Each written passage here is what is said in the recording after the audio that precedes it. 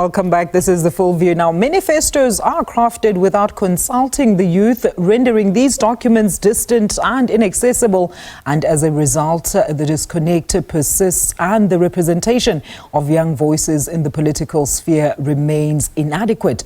Well, those are sentiments from Nkanyiso, Ngqulunga and Bwanika, who both join me now. Nkanyiso is a legal researcher and columnist, and Bwanika is an attorney. Gentlemen, a very good evening to both of you. Welcome. So, Nkanyiso, let's start with you. Look, very detailed and eye-opening op-ed there. We have recently had very many discussions, of course, about youth apathy when it comes to voting, especially during the recent voter registration drives, where the youth should be lining up in their numbers. But tell us why this was your observation.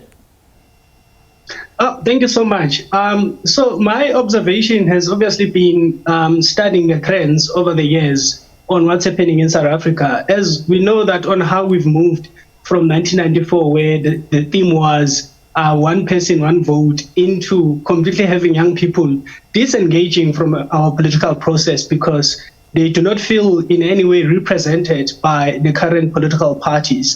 So the difference stems from the distrust from the political system in itself, because young people nowadays, they vote, or rather they attend into politics based on their issues. So the of issues that usually affect young people, of which among them is usually unemployment rate, access to education, and the levels of crime. So as a result, young people disengage because they feel disillusioned. They feel like all the political parties are the same and all the politicians are the same. Bwanika, I mean, with the youth basically holding the future of this country in their hands, and that these are supposed to be our future leaders, what do you think still renders the disconnect, as you put it, and who do you then blame for this? Political parties will say in their defense that they've done enough outreach educational programs to be more inclusive, as well as incorporate young ideas into their programs, and it's just the youth that are not interested. So what do you think has caused this despondency?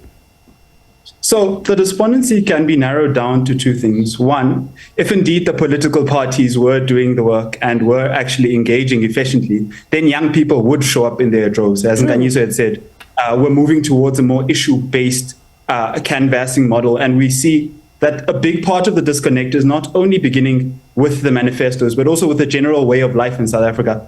It's that which promotes people to feel and believe that things cannot change and things won't possibly change.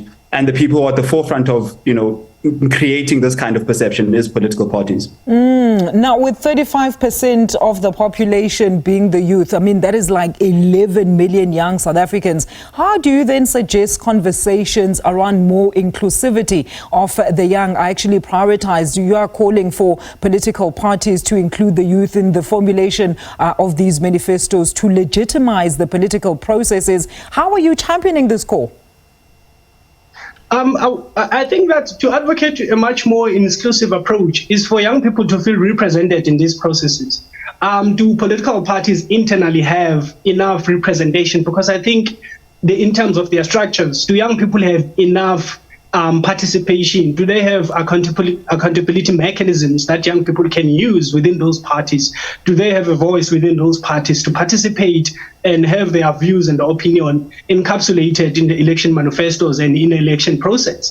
But I think there is some sort of a disequilibrium between political parties and young people in South Africa. So because that's why I would not phrase it as apathy per se, because most young people in South Africa are involved in political activities. I mean, we've seen protests almost every year. We see in the township service delivery protests.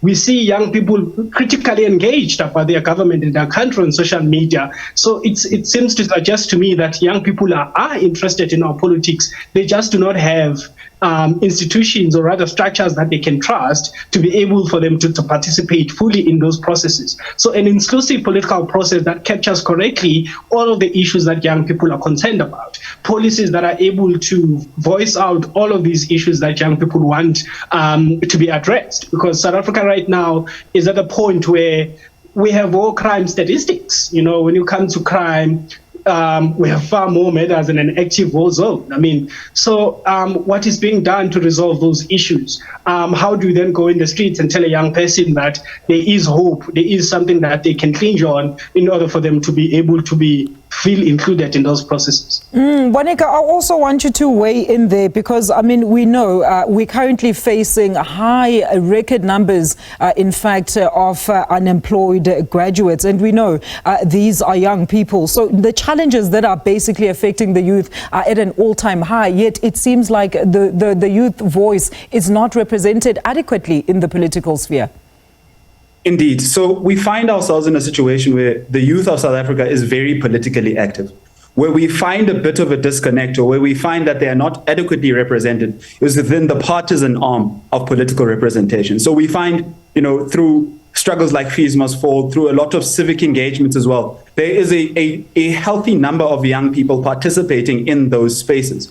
What often makes young people disillusioned with the partisan space is the manner in which political parties operate and the manner in which political parties present themselves and the prospects of success. So it's not necessarily that young people are not politically active. They're very politically active. The problem then becomes in the partisan manifestation of these political struggles that are happening at the grassroots. Now, to both of you, I also want to understand, I mean, what are some of the other issues then are youth concerned about besides your daily unemployment issues?